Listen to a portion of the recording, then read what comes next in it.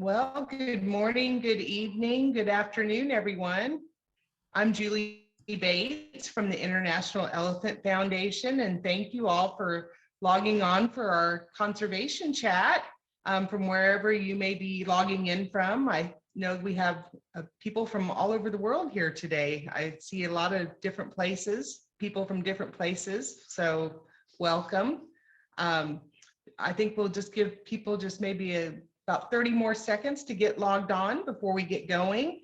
But in the meantime, as we go through our chat today, our speaker, he will be, when he's speaking, he may have to go off camera to save for bandwidth. And so once the speaker starts and after he introduces himself, we do the introductions, we ask that everybody would turn off their cameras to save bandwidth.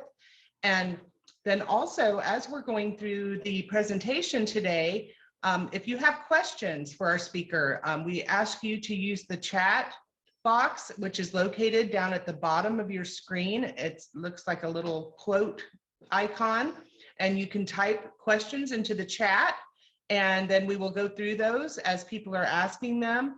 And then maybe at the end of the presentation, we may have some time where people can actually unmute and ask questions directly to the speaker. So I think that basically covers a lot of the housekeeping. And anything else I may have missed, Sarah? Well, why don't we do some introductions? So Sounds you were just good. speaking. Thank That's you. Julie Bates, our donation manager. We are very happy to have her here today, and you all are very familiar with her, have been corresponding. We also have our executive director, Deborah Olson. Deborah, she's waving. Um, I'm Sarah Conley, conservation coordinator, and we actually have one of our board members here, Arnie Lawrence, all the way from Germany. So we got a great IEF team here for you. Um, we're very happy to have Richard Moller of Savo Trust as our featured speaker for this conservation chat. Um, one of the country's most respected conservationists, Richard was born and bred in Kenya and is an honorary warden with the Kenya Wildlife Service. He has worked his way up, starting at the Lua Wildlife Conservancy, where they protect a 60,000-acre rhino sanctuary protecting Africa's Big Five. Now he runs the Savo Trust, where they protect the last remaining big tuskers, or elephants with ivory over 100 pounds per side. They provide aerial surveillance, aid injured wildlife, assist in translocations, and so much more. Richard himself is a highly experienced bush pilot with over 3,300 hours of piloting light aircraft in challenging conditions. He has also contributed to aerial censuses, security patrols, wildlife trafficking, veterinary deployments, and as an aerial backup to armed and unarmed anti-poaching units. IEF has supported Richard's work with Savo Trust since 2014 and has built our Sponsor an Elephant program on his work protecting these charismatic big tuskers, iconic cows, and emerging tuskers. We could not be more honored to have him here. Thank you all so much for being here, and I'm going to turn it over to Richard. Sarah, thank you for that introduction. Hi, everybody, and I'm very honored to have been invited to talk to you all today, a little bit about Savo Trust and some of the magnificent elephants that Savo hosts. So just a little bit about Savo Trust. We're quite a young organization, just 10 years old. Our primary focus is to be a support body to the Kenya Wildlife Service, who are the governing agency in this country to secure wildlife for the long term. So KWS are our main strategic partners.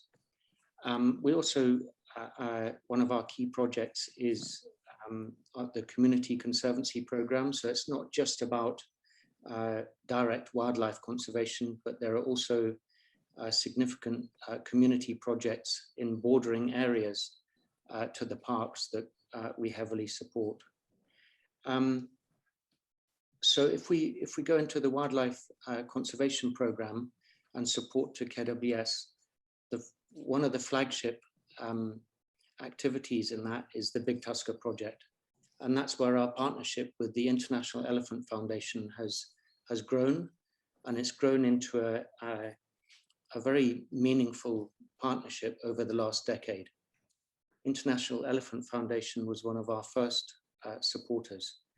And since then, they've been super reliable, and really, very genuinely, I'd like to say a huge thank you to IEF and all your supporters. You've been super reliable, and conservation work really can't be effective without such partnerships. So just to go a little bit on the big tuskers. So a big tusker is it's not an elephant that's different to in size, that is, to other elephants, but what it is different is the size of ivory that it carries, he or she. So bull or cow elephant.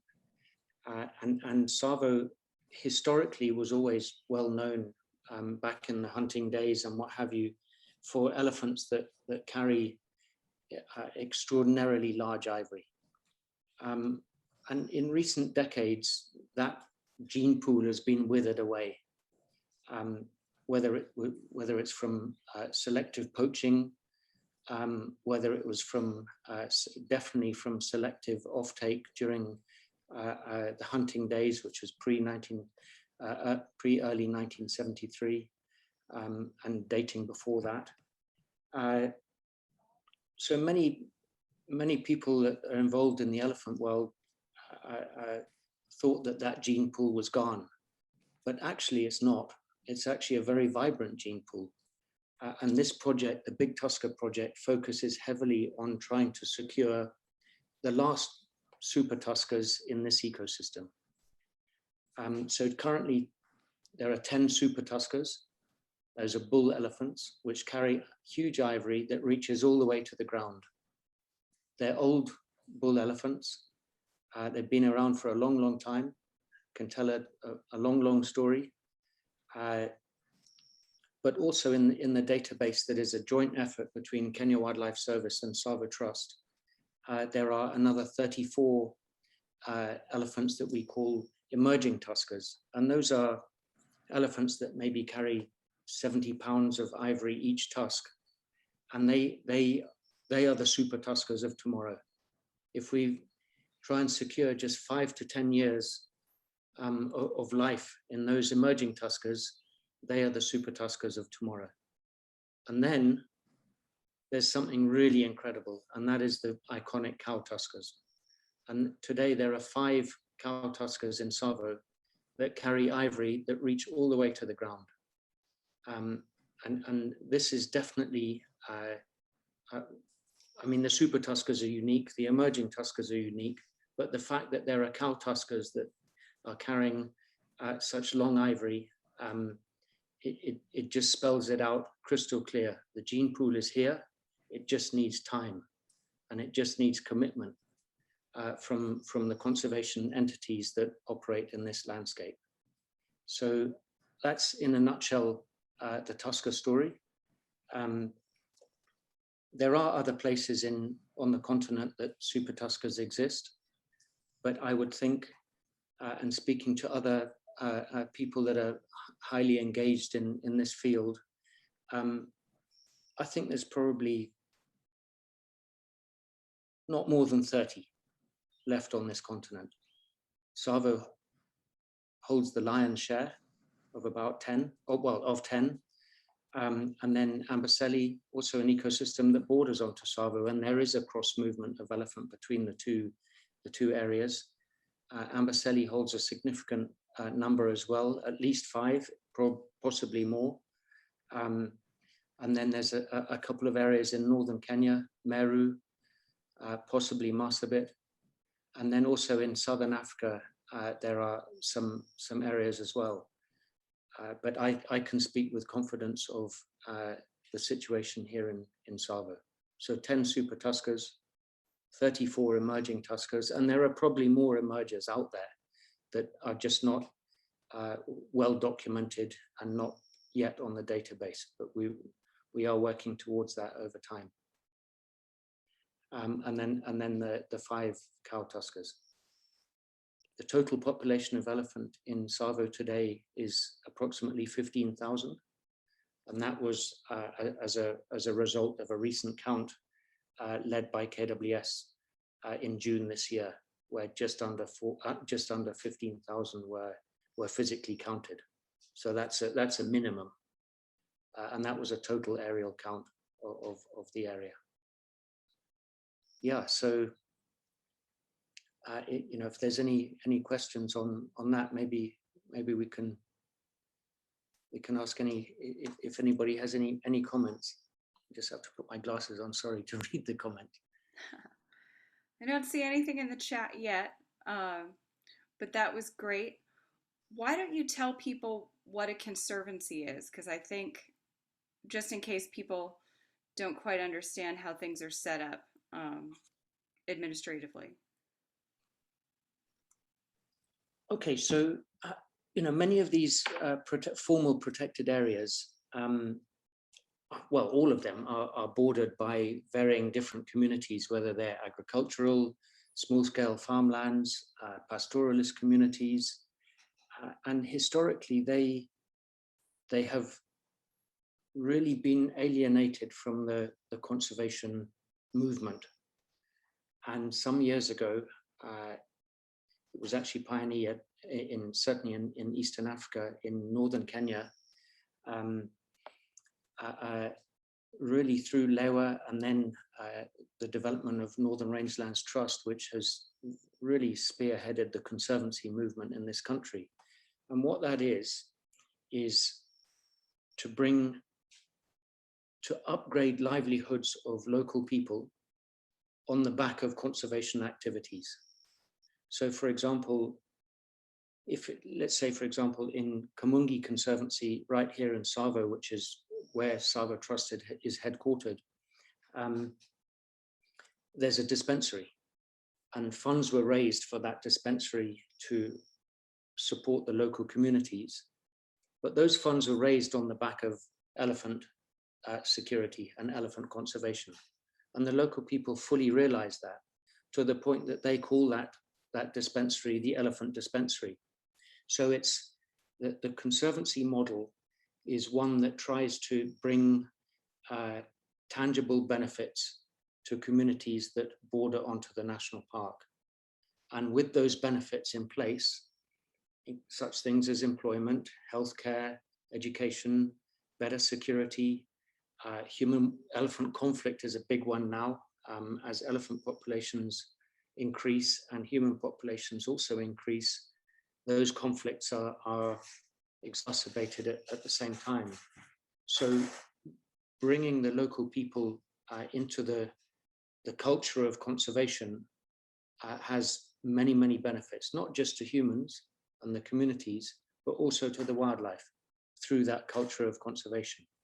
And what the conservancies are effectively doing, and we've certainly seen it in this area, is creating that protective buffer to the formal protected area.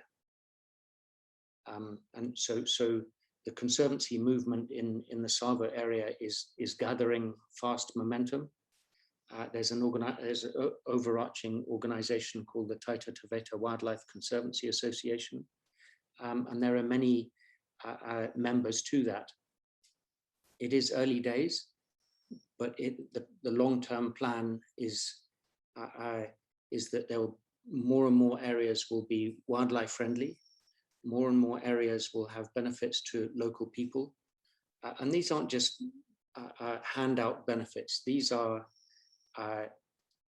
the communities take ownership of their project, and that is key, because if you own that project, you're going to have much more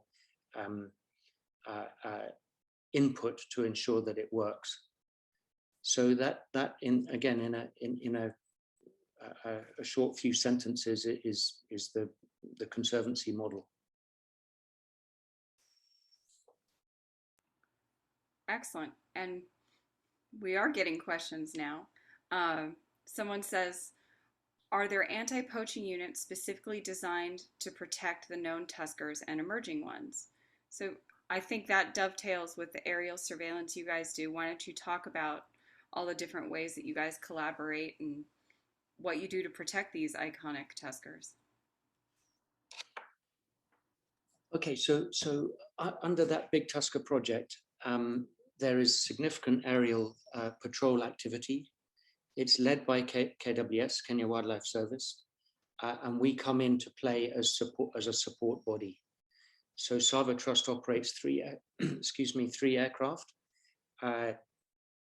These are small light aircraft, Super Cubs in particular, two-seaters, able to fly very low and very slow. They're an ideal aerial platform for wildlife conservation work. So the aerial unit works in tandem with varying different ground units. So the ground units are mobile anti-poaching or desnaring teams, each with a vehicle. So currently Savo Trust operates 7 of those, which work inside the protected area and outside, again in support of Kenya Wildlife Service. And then there are monitoring units. There's one monitoring unit in Savo West National Park and one in Savo East. And the key focus is the big tuskers. We have tried to raise funds to have a dedicated team to, say, one of the super iconic tuskers. But that would, it's certainly not a waste of resources by a long shot, but you would have to really have one full team for one elephant. Yeah, because the size of Savo is huge and not all of the big tuskers are in one place. They're very spread out. So you might have one on the southern boundary and another on the northern boundary, and that's 180 kilometers apart. So to have one dedicated team to look after the big tuskers, that's a security team, that is. It's a goal, especially with one of the 3 really. So within the super tusker category, there are a handful that are super huge, and we would very much like to have a team dedicated to 1 or 2 of those, but we're not there yet. So the security teams right now have a much larger area where the big tuskers roam, but they're not specific to the big tuskers. But having their presence in the area is having the desired effect. And although elephant poaching right now is at an all-time low, there are threats. Many of the big tuskers, they're old animals. Their historical movement patterns took them well out of protected areas in years gone by, and they still view those areas as their home range. And those areas now are cultivated land. So there's one elephant that one of the big super tuskers constantly goes out of the park, and he's the only collared super tusker in Savo. And actually his collar has saved his life on at least 2 occasions, where our monitoring department here, it's headed by one of my colleagues called Joseph Chalo, he has picked up a streak on the screen. All the collars are satellite collars, by the way. And that is a project that's led by KWS, but is governed or is run by Save the Elephants as one of our partners. And then Savo Trust comes in as the 3rd partner as a field monitoring entity. But when that elephant was arrowed, it was outside the park. It then did a streak for 16 kilometers inside the park to an area that where there's a permanent waterhole, and it always feels safe in that area. And so the monitoring team picked up that streak and realized he's been crop raiding, and he's now come back to safety. And then with the Savo veterinary unit, the arrow is removed, and that elephant still still full of beans and strong today. But if it wasn't for that, he probably would have succumbed to those arrows some years ago.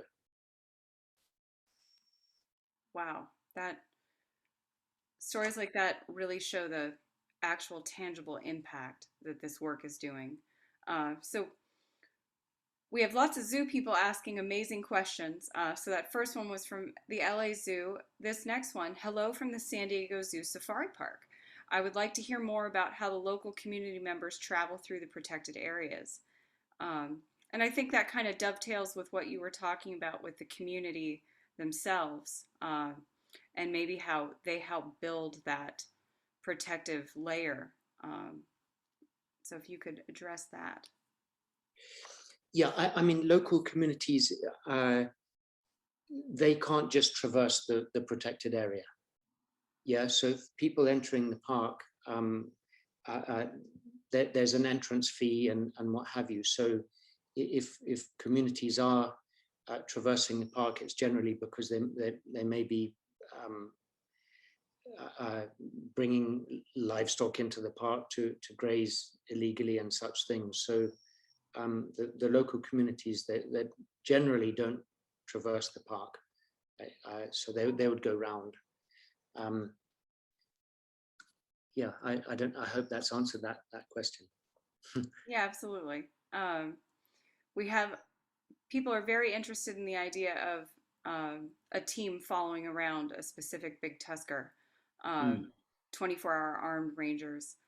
One of your colleagues in the chat is talking about the allocation of 24-hour armed rangers to a big tusker, 4 jobs, 2 shifts, 2 rangers each, approximately $30,000 a year.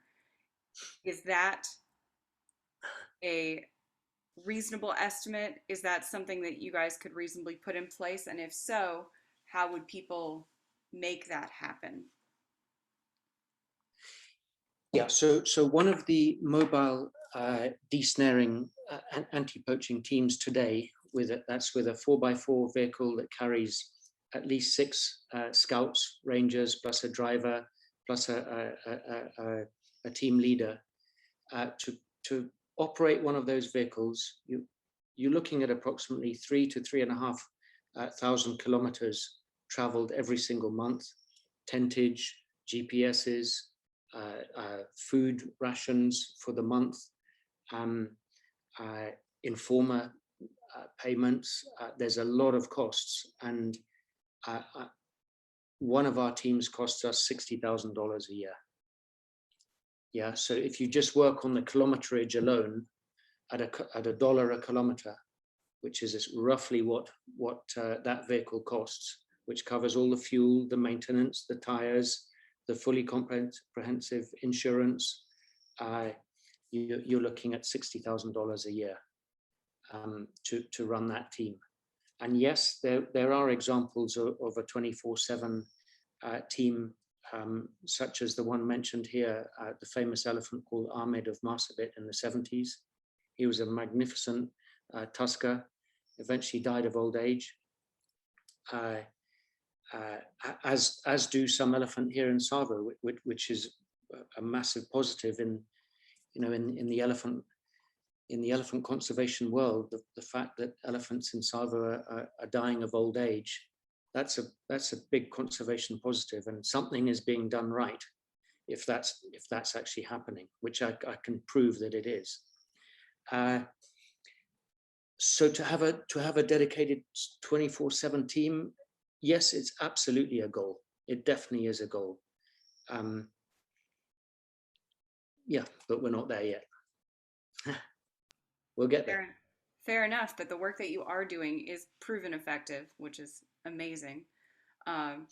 So one of our board members is asking, what is it that you most need from the ex situ community to support and contribute to conservation? Is it money? Is it knowledge? What can people do most? What are your main goals right now? Yeah. May I add to that question? Like I was thinking of research, things like that. because I think we have something to offer from the Exido community, not just money, but more because we have standardized situations here in the zoo, and I think we can contribute and we want to, and it's just like getting closer contact and see what your needs are. That is very important to us.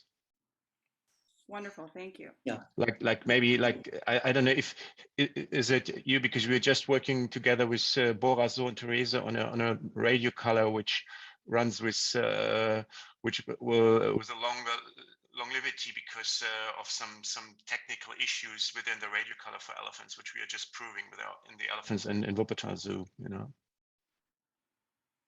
Yeah, I mean, you know, thank you for those comments.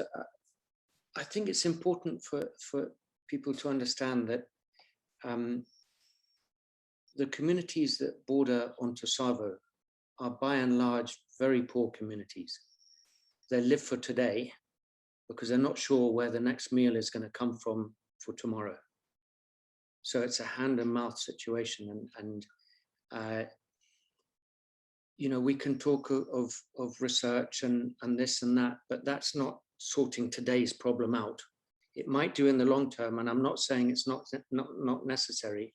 It absolutely is. But the short-term problem is something that's got to be addressed before we consider those longer-term needs and issues. And obviously, training and capacity building is in the planning, and it is a need. But right now, your human-elephant conflict situations, which obviously if elephants are crop raiding, your crops are getting destroyed, that means no food, that potentially means no kids going to school because they can't afford it, and so on and so forth. So I don't want to sound, you know, cap in hand and, you know, we need money. I don't want to say that, but what I do want to say is hard truths in conservation can only work if they are funded. It's as plain and simple as that. And those are activities that give a quick result. And so fencing, for example, hard boundary fencing on protected areas where the outside is not going to change. It's already small scale farmlands, and that's probably not going to change, especially in a world where humans are increasing rapidly. So, I mean, there's that. There's expertise in agricultural crops that will grow in arid areas. The areas around Savo are arid. The people are hugely challenged. Just so recently, for example, the rains didn't come. They've only just arrived now, but they're about 2 months late. People had started to plant their crops back then. The rain didn't come, so those seeds are now, you know, not growing. So that it's a perpetual cycle of live for today and let's hope it works out for tomorrow. And I hope I'm making a little bit of sense there. Maybe not. Yeah, absolutely. Debbie put a question in the chat. Or Arnie, did you have a follow-up on that? I think it was just like a question because it's interesting, and it's for sure we know it's money, and that is good. And so thank you for answering that question. And we're happy to serve with everything we have. But if there's something else in addition, that's good. But as we say, we need more to get closer contact to exactly find out what are your needs are. And we say that it's most about the people, the communities, and we need to help the communities. I think the same. This is then a huge benefit. So thank you so much. So that's don't be afraid of that. It was just like a question to see what are your needs to find out how can we help you best, you know. So thank you very much. No, thank you. So Debbie's asking, although you have only been in existence for 10 years, do you know if the iconic cow tuskers have had offspring? And do those offspring demonstrate the large tusks? Do you know if they have daughters reproducing? Are they passing along those genes? We've certainly seen iconic cow tuskers mated by emerging tuskers, for example. But I'm already quite long in the tooth myself, so I won't be seeing the offspring of those elephants in terms of how large their ivory might be. That's going to take really sort of the next 30 years to see. But I hope that this Big Tusker project will continue with the data gathering, so that we're already seeing it even 10 years down the road. Elephants that we first believed were emerging tuskers are now easily super tuskers. So even in that short space of time. So I believe that in the next 10 to 20 years, we'll have a far, far greater database of factual evidence that these elephants the emergers are indeed emerging tuskers, and they do grow into super tuskers. There's absolutely no reason why an iconic cow tusker that's been mated by an emerging tusker, its offspring are very likely to carry those important genes. I wish I could answer that with facts, but in 20 years' time, I hope they're there for everybody to see. Yeah, we do too. That would be amazing. For now, you guys have beautiful visuals and beautiful photos of the actual tuskers that are there and their herds. So we know that breeding is happening, which is important. So we know these iconic tuskers, these big tuskers, obviously poaching is a major concern. Are there other challenges that they face? Yeah, the poaching for elephant in very recent years has been at an all-time low, and that's as a result of many different contributing factors. Prior to 2014, it was pretty chronic, and there were big tuskers lost during those years. Quite a well-known one called Satao was, he was poached on the 30th of May 2014, for example. But since then, through many different combined efforts, and Kenya Wildlife Service needs to be given credit for this, things were turned around, and elephant poaching holocausts, if we can term it like that, aren't easily turned around, and they were in a short space of time, and that's a huge positive. But the challenges that we face today, or elephants face today, are, I would say, space is probably the biggest thing. The elephant populations are growing, certainly in Eastern Africa, and the space for elephants it's really only the conservancy model that is providing extra space for elephant. So that's a huge concern. As the population of elephants grows, if the space isn't there, then what? How does one control an elephant population? There's been lots of talk and lots of debate, and certain trials on birth control and what have you. But it's hugely expensive to immobilize one elephant, let alone 15,000 elephants, and that's just in one part of the elephant range in Africa. So it's a massive challenge. So yeah, space for elephant and forage. I do believe that climate change is having an effect. If we're honest, it is. We're already in a dry, arid area. The lengths of the dry season seem to be getting longer and longer. The amount of rainfall might not be changing, but the rainfall's coming in one big foul swoop, and then it's gone. Yeah, so instead of raining consistently for longer periods of time, where the water really sinks into the ground and it gets soaked up for the benefit of the habitat, that's not happening. There are floods, there are longer droughts. So I think climate change is having an effect.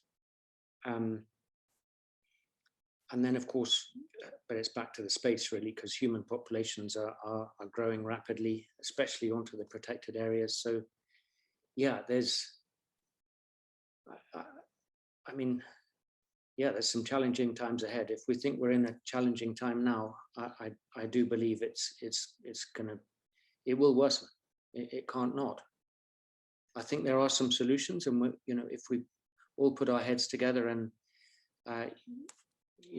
none of us want elephants to just be in small fenced areas and what have you. And at least Savo does provide a big space, so it can take the knocks of major droughts and major poachings or whatever it might be. So yeah, Savo is lucky to have that space. Long may it have it. Absolutely. Yeah, challenging times for sure. One of the challenges we've seen with a lot of our projects is because of the pandemic, there are more people at home, less people with jobs. So there's an increase in snares for bushmeat and things like that. Is that something you guys are seeing in your area? Absolutely, actually. This last year, the joint Kenya Wildlife Service and Sava Trust teams have arrested more bushmeat poachers than we have on record for any other year. And not just a few more, double the amount. And that includes the amount of recovered bushmeat. Yeah, people are on the brink. Yeah, they're desperate, and again, the conservancy model is trying to address that, and is trying to create alternative forms of livelihood, and just bring alternative benefits to people to try and sway them away from natural resource extraction from the protected area. Thank you. Yeah. What do you think about showing the video now while people think of more questions? Absolutely. Yeah, Okay. Let's give it a go. All right, let's do it.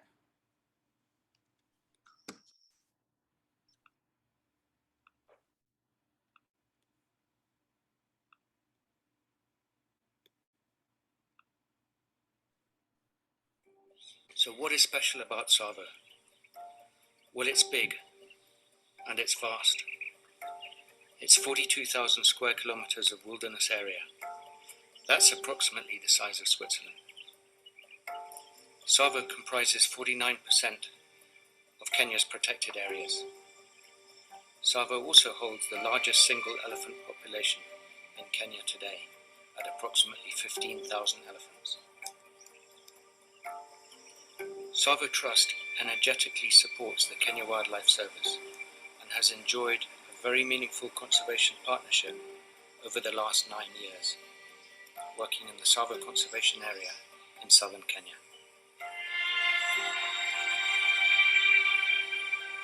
Through your support to Savo Trust, it has enabled us to significantly help carry out crucial conservation activities, such as aerial patrols that provide eyes in the skies, a vital component of our conservation work.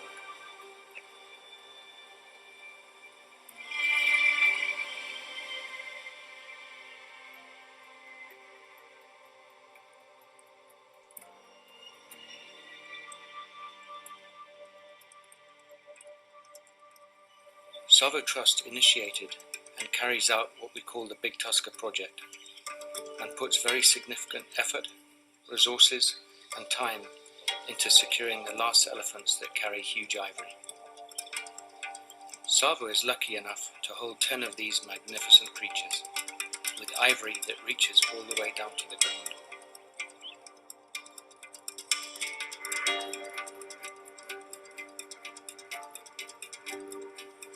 On behalf of the Savo Trust, a very big thank you to all our friends and partners. Savo would be very much poorer without you.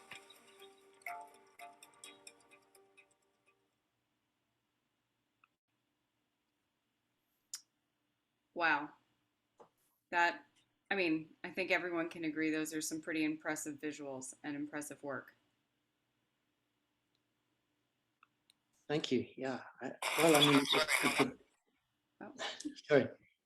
It's a partnership, isn't it? With like-minded people, and that's what it boils down to.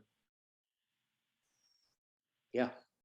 At least there are big tuskers and rhino and wild dog and lion and you name it. To at least they're still here. So there's something for all of us to aim to secure. So there's lots to build on.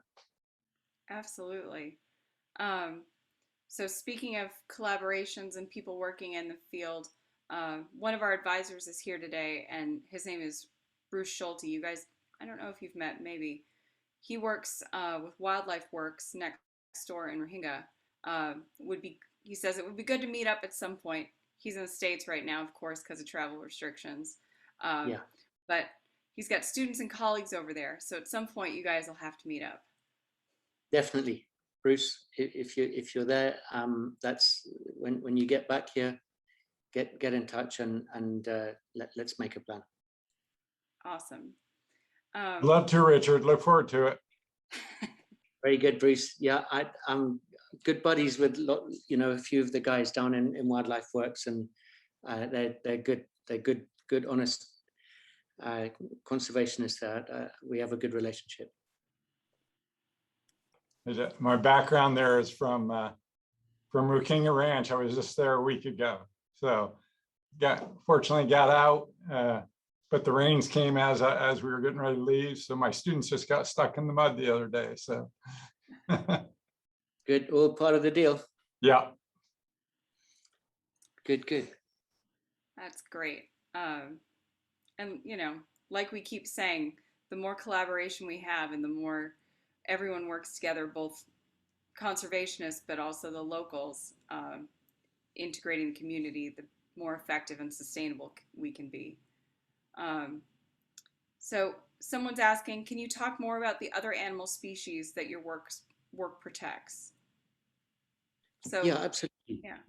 Yeah. So actually, that's a good point. It's important to just to note that the big tuskers, it's not just about the big tuskers, because if you've got boots on the ground or vehicles traversing the protected areas looking for big tuskers, you're also covering the same ground that many other iconic species live, and that is in the form of the larger predators. And I'm just speaking of the main ones, but we're definitely not just focused on the bigger species, and we're equally as keen. I mean, my favorite animal, to be very honest with you, is a mongoose. But the big tuskers also have the other side of the heart, so to speak. Well, actually, no, my wife has the heart. They have the other side of. Anyway, you know what I mean.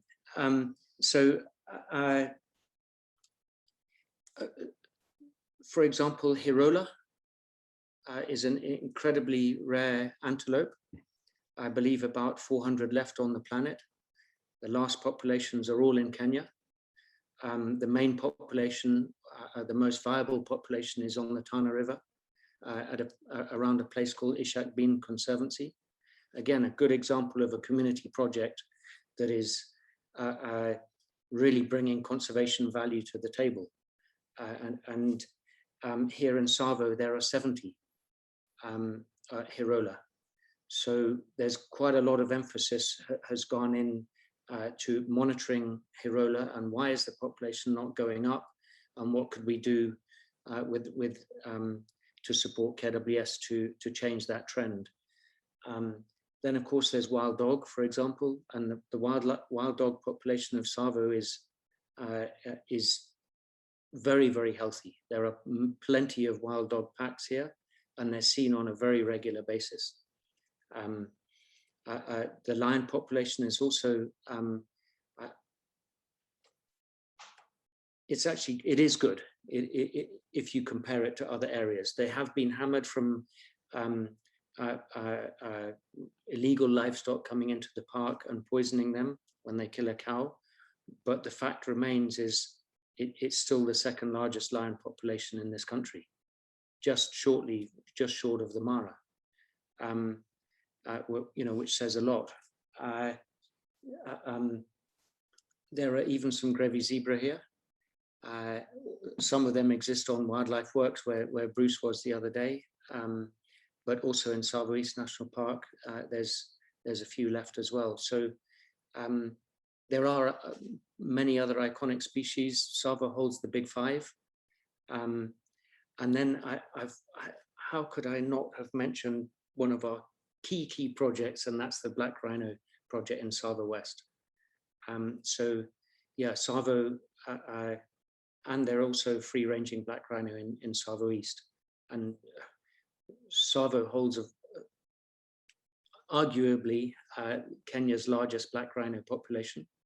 I know some of the conservancies up north might question that, but the fact remains, come and see for yourself.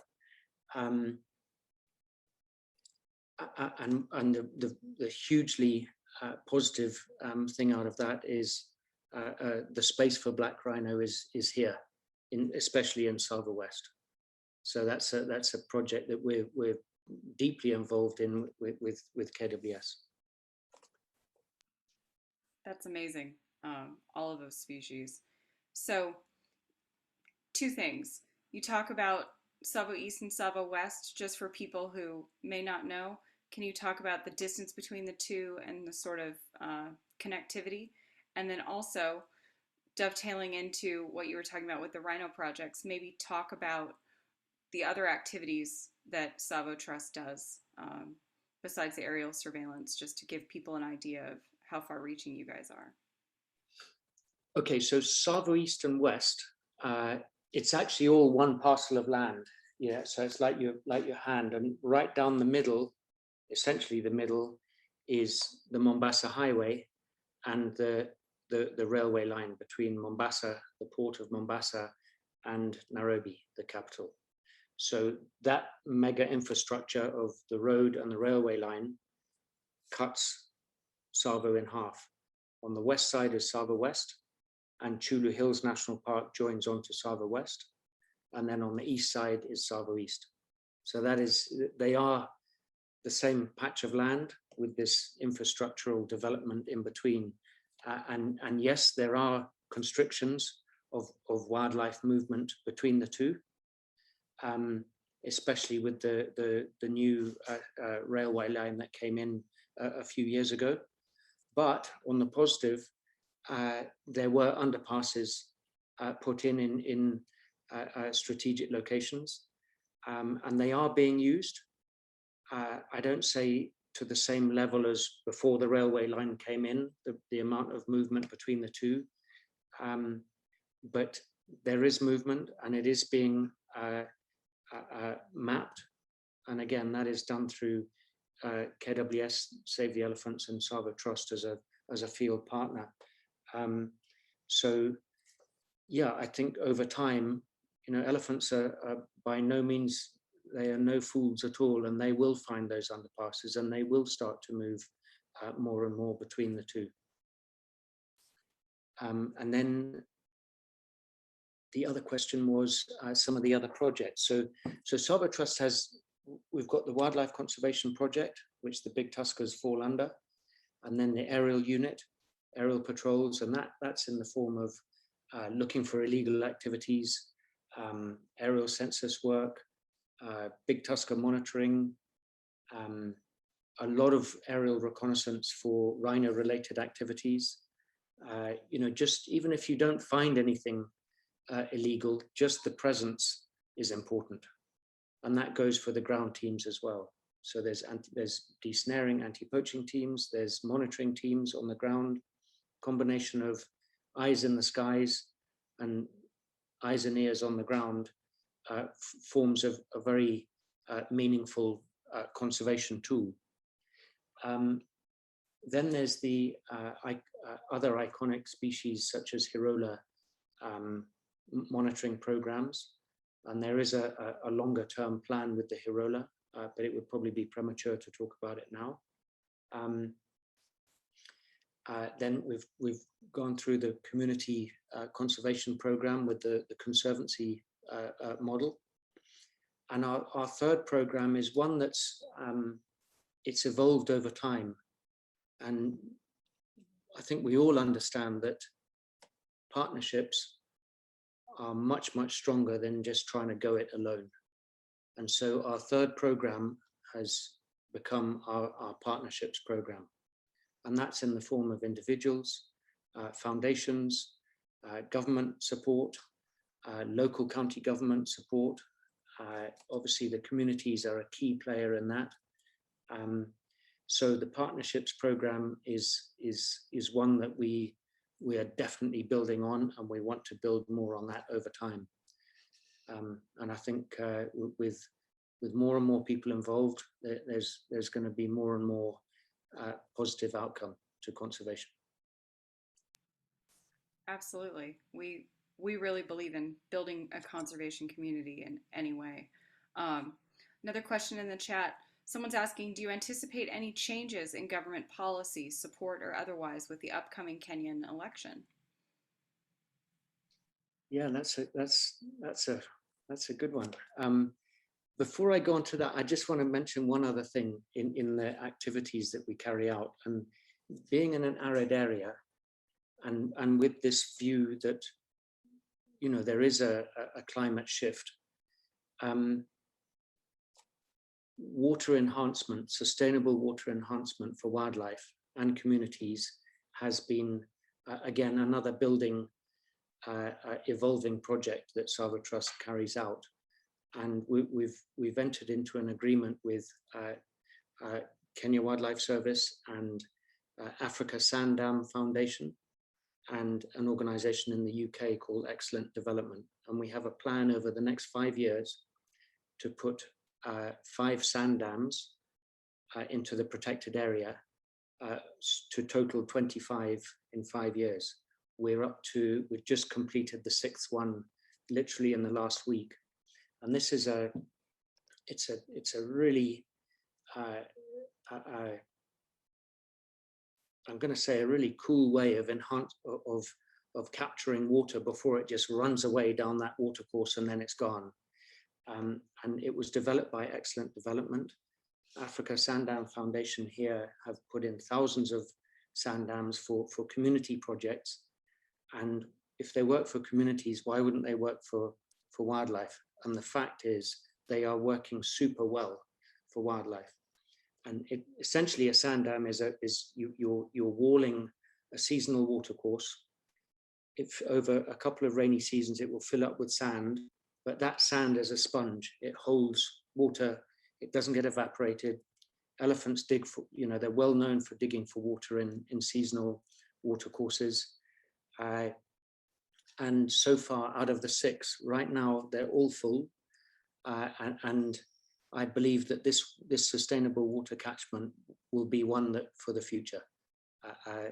Yeah, it's really ticked some boxes where people have otherwise been scratching their head thinking, we can't put in another borehole because boreholes are hugely detrimental to arid areas.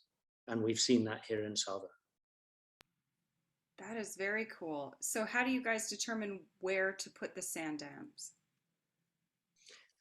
So you basically in that water course, you need to search for an area where there's a rocky part of the water course. So it's actually, that forms part of a natural part of the sand dam. And then you build your wall along that. And then the back fills up with sand. So essentially you need obviously not too wide.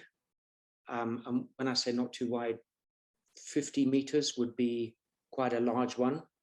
generally around 20 meters wide, a rocky base, and of course a water course that has a good catchment area. Yeah. And then looking ahead to the elections mid next year,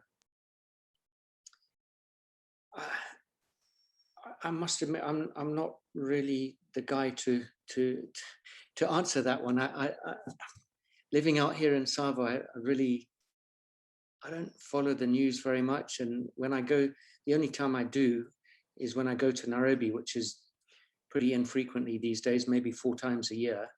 And when you're sitting with a taxi driver, then you talk about politics. But apart from those little discussions, I think Kenya has moved on from. Well, let me put it another way. I think wildlife plays quite a key international chord in whoever is in the seat, and it is a massive national heritage of this country.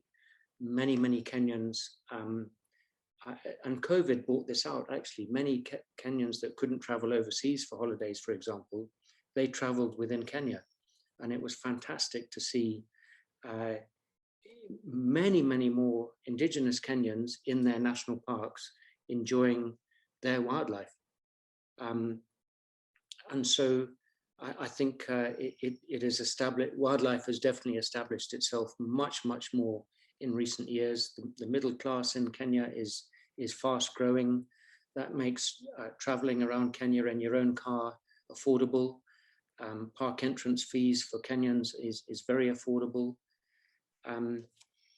So I don't see that we would be hard hit if there was a change in political parties. I think I have trust in whichever way it's going to go. I do. Fair enough. Well, we're coming up on an hour, which was how long we told everyone would be. So why don't, if anyone gets any last minute questions in the chat, please feel free. But in the meantime, people I'm sure are very inspired and want to know what they can do to help. How can they help?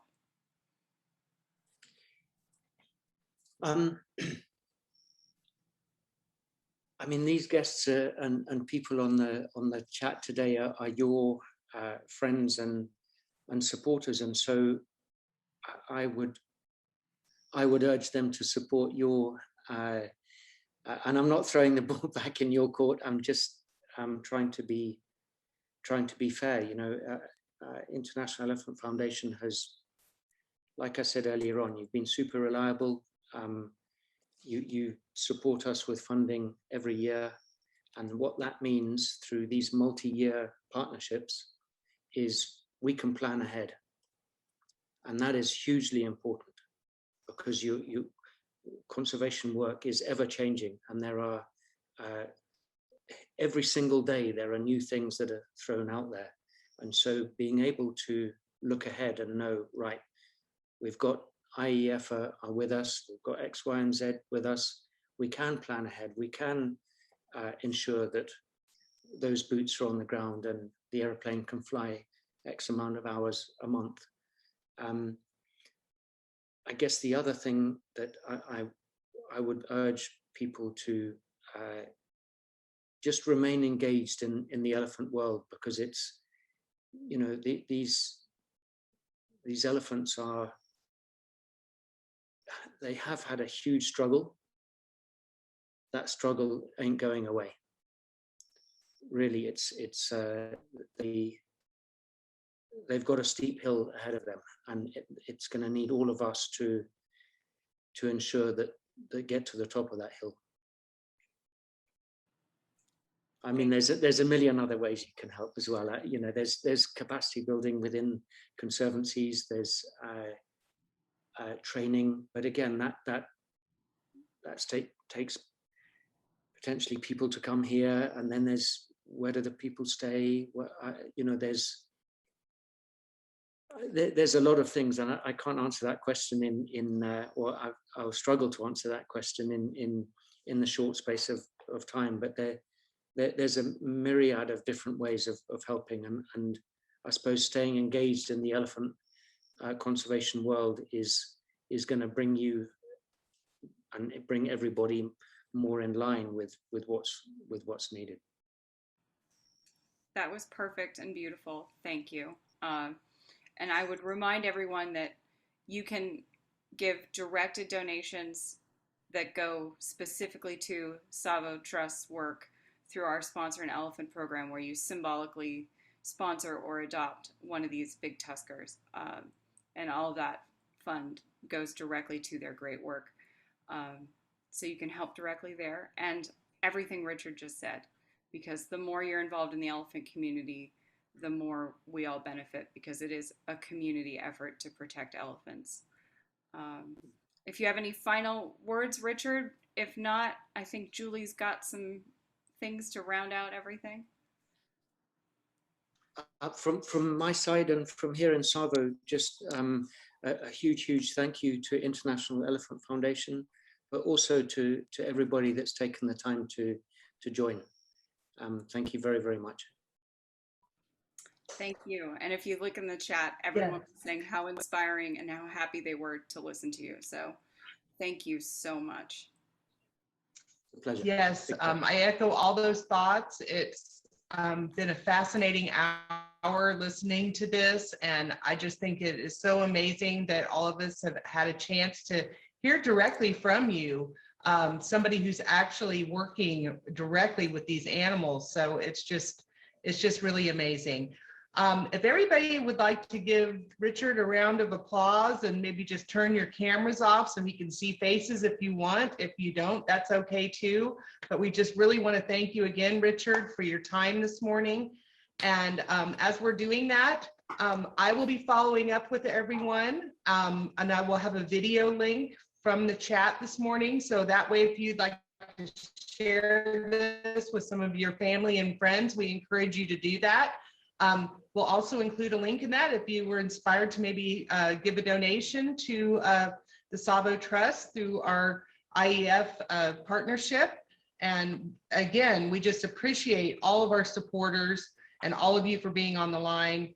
And if you have any questions after the call, all of you have my email address, so please feel free to just email me directly, and we will get you connected or get your questions answered and right back with you. So again, thank you very much, and watch your emails for our next chat. We don't have one on the calendar yet, but we will soon. We imagine it'll probably be in January sometime.